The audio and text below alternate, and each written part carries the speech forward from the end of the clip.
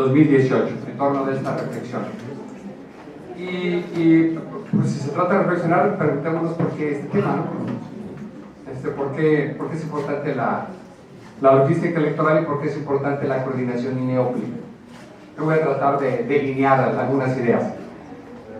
Si ponernos de acuerdo con la familia, en pareja, con amigos, con un socio, no sé, pues imagínense ponerse de acuerdo dos instituciones encargadas de hacer las elecciones. Por el simple hecho de que las elecciones ahora, en el estado de Veracruz, en el país y particularmente en el estado de Veracruz, pues son coincidentes o concurrentes. ¿Qué implica esto? Pues no es otra cosa más que los cargos federales ahora se eligen en la misma fecha en que se eligen los cargos locales. Y esto que se dice tan fácil, pues no es cualquier cosa. Implica que en la misma mesa directiva de casilla, constantemente, se van a recibir los votos de unas y otras elecciones, se van a contar esos votos, se van a levantar las actas, se van a integrar paquetes, se van a hacer llegar a distintos puntos, y esto es extraordinariamente complicado. Entonces, ponerse de acuerdo, INE-OPLE me parece que es un buen momento para reflexionar y para poner, malo que yo esté representando al INE y yo lo diga en este momento, pero pues hay que ponernos de ejemplo, porque la verdad es que tenemos una gran coordinación en INE y OPLE, y lo digo porque no necesariamente todas las entidades de la República se logra este nivel de coordinación y de acompañamiento en los trabajos. Lo voy a tratar de hacer en un plano, la exposición de mis ideas en un plano conceptual, y el otro será eminentemente pragmático, y de eso me disculpo por no abundar en lo segundo.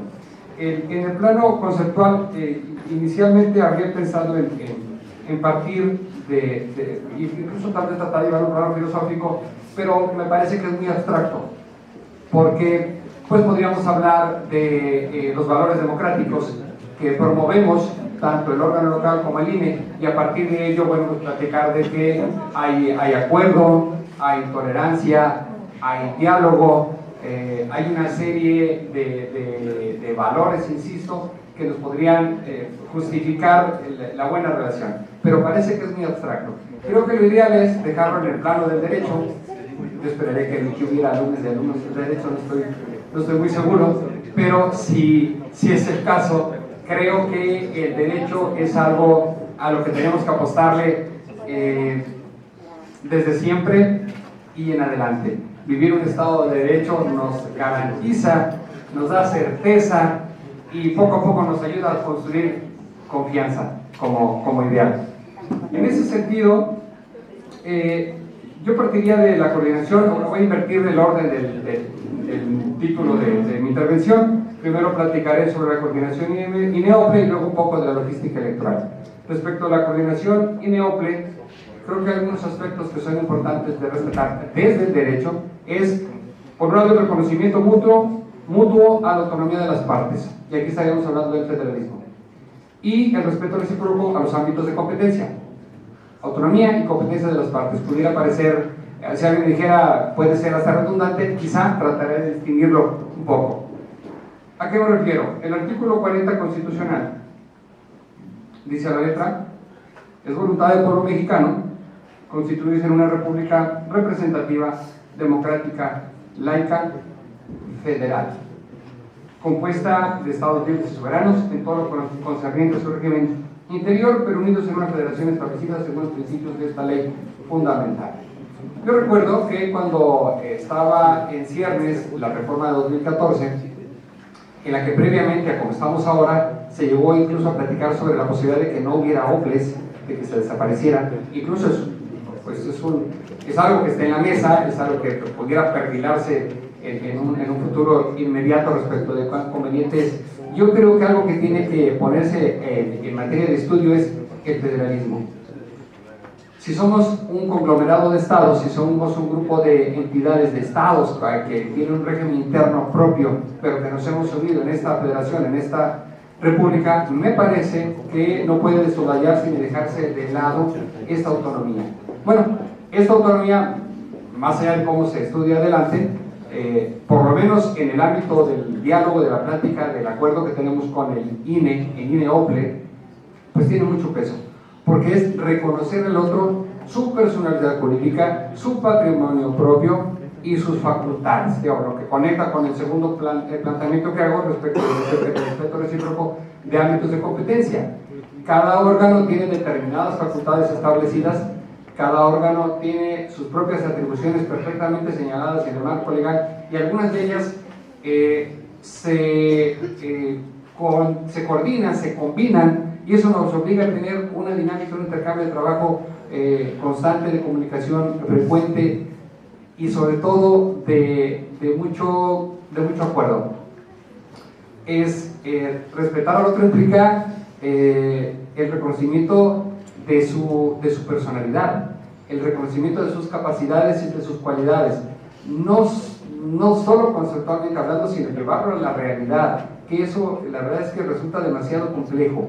Decía que cuando iniciamos cuando se estudiaba, estaba en ciernes la reforma de 2014, había planteamientos de parte de colegas de un servidor en el análisis de la reforma que se estaba construyendo, en el que hay quien decía, bueno, pues debe haber una subordinación de parte de los OPLES al INE. Y eso me parece que esa idea lesiona la posibilidad de tomar acuerdos, porque te colocarnos en una jerarquía mayor, y sobre todo en el ámbito desconcentrado, en los estados, en los distritos, definitivamente no podría darse, ni siquiera podríamos hablar de planos de igualdad, y no por otra cosa, no porque no aspirara yo a una cosa de ellas, sino porque somos órganos que tenemos funciones distintas en el ámbito desconcentrado. En el ámbito desconcentrado, el Consejo General tiene posibilidades de dirección que no tiene, por ejemplo, el Consejo Local del INE. Sí tenemos funciones directivas, pero estamos supeditados de directrices superiores directas de parte de autoridades centrales del OPLE, lo que no tiene, del INE, perdón, lo que no tiene el OPLE. Sí tiene el OPLE una sujeción de rectoría al INE a partir de determinadas reglamentaciones, a partir de determinadas directrices, pero también tiene la facultad de establecer, de cumplir con sus propias funciones. Los actos de autoridad que lleva a cabo el OPLE no son revisados por el Instituto Nacional Electoral, son revisados por un tribunal en primer lugar local, bajo la lógica del principio de la federación, y posteriormente, bueno, pues en el ámbito federal. No es el INE el que lo revisa. ¿Podría haber algún tipo de supervisión? Sí, pero eso no implica subordinación.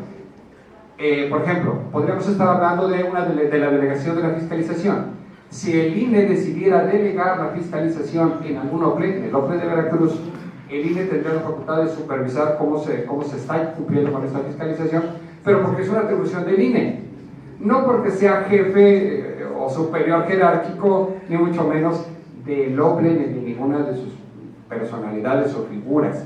Estamos dando seguimiento a una atribución que es propiamente del INE. En ese sentido, las actuaciones que lleva a cabo el OPLE son perfectamente revisables por una instancia jurisdiccional que desde luego no es el INE. La posibilidad de que los consejeros electorales puedan ser sujetos en un momento dado de una responsabilidad y que corresponda al INE emitir la resolución que al efecto recaiga, que en el caso la única probabilidad que existe es que esa falta que se pudiera denunciar no se agrave y por tanto no tenga ningún efecto, o sea, ni siquiera una amonestación. Pero el efecto contradictorio es ley de péndulo, es que podría haber una destitución. Pero esa posibilidad no implica que haya una sujeción o una superioridad por parte del OPLE, es un tramo de control. Como los propios consejeros del INE son sujetos de responsabilidades, exactamente igual. Entonces no debemos confundir, pero sí se puede prestar a eso, sí se puede prestar a creer que hay una subordinación entre el INE y el OPLE. Tenemos naturalezas distintas y eso me parece que es algo que si lo conseguimos, que lo entendemos y lo llevamos a la práctica, nos puede llevar a poder atender el problema que voy a platicar en este momento. Antes de eso, creo que algo que nos ha funcionado mucho en el caso de INE y OPLE en Veracruz es nuestra orientación al servicio.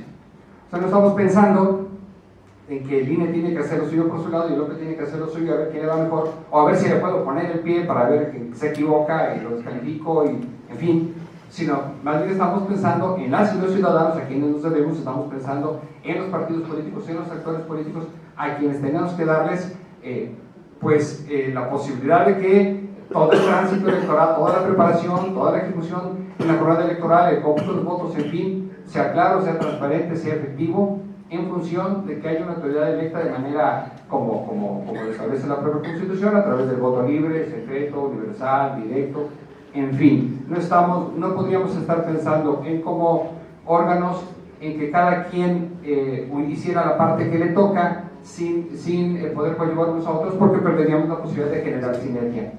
Y junto con esta sinergia, abaratar algunos costos. No hemos llegado al punto de abaratar una elección, seguramente no, pero el hecho de tener una elección un año y luego otro año y luego otro año, ahorita fue por el tránsito, porque teníamos que homologar las elecciones para hacerlas coincidentes en el mismo año. Pero en lo sucesivo, salvo que haya otra reforma, pero en lo sucesivo por lo pronto tenemos 2 años donde no va a haber elecciones. En el 21 coincidiremos con la elección intermedia, la federal, y con la intermedia de ayuntamientos local.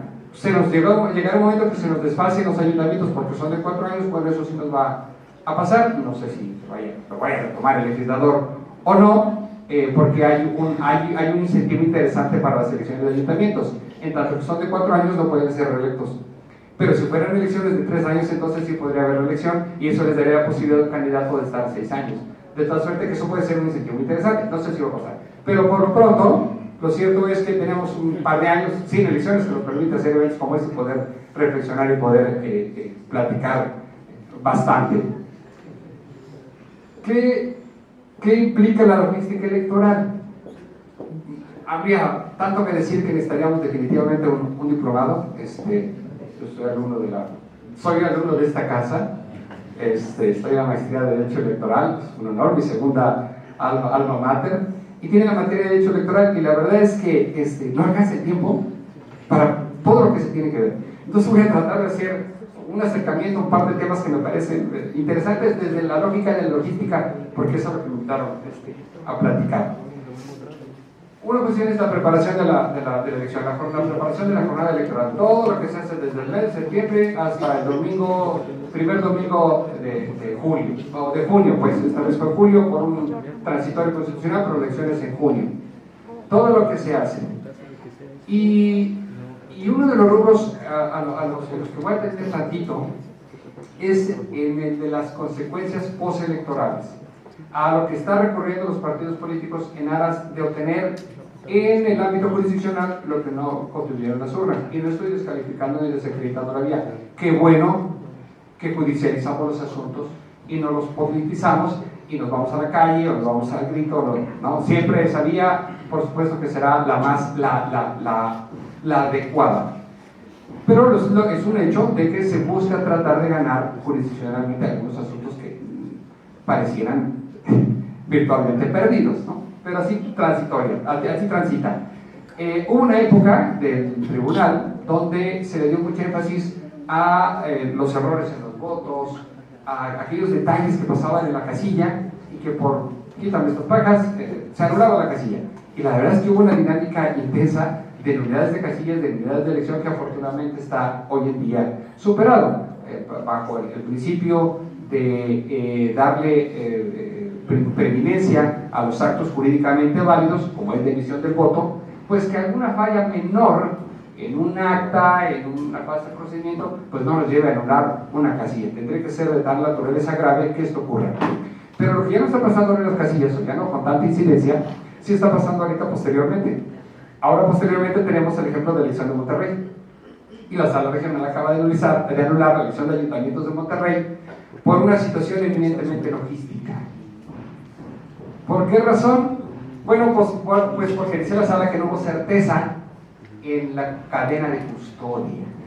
Este concepto de cadena de custodia, si no me equivoco, se recupera del ámbito penal y tiene que ver cuando se asegura a la persona o asegura el instrumento o el objeto del delito, demás, y se logra, cuidando las fases del procedimiento, poner a disposición de una autoridad, al punto de que si esto se violenta, pues ya tenemos por ahí casos, donde iba a poner ejemplos, pero creo que no tiene caso.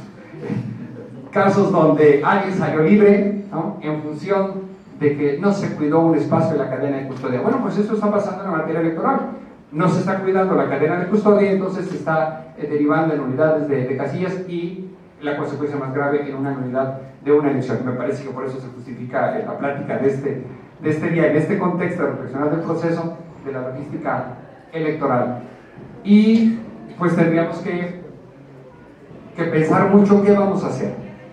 Yo me beneficiaría un poquito de la dinámica interesante que se dio hace un rato con el consejero Barajas y el consejero Quintín respecto del voto electrónico, por ejemplo, ¿no?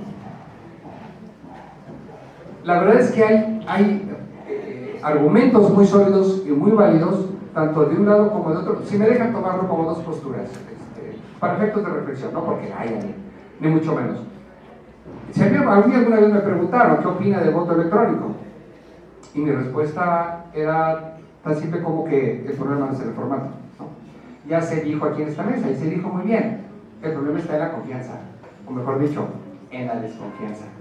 Si a mí me preguntaran, y se tratara de dejar volar la imaginación, ¿cómo propones que se vote? Pues yo digo que cada quien en su casa tome una hoja de papel, el cuaderno de la niña del niño, le ponga a su candidato y nos haga llegar el voto de alguna manera y lo contamos y no pasa nada, ¿no? La verdad es que boletas con papel, seguridad,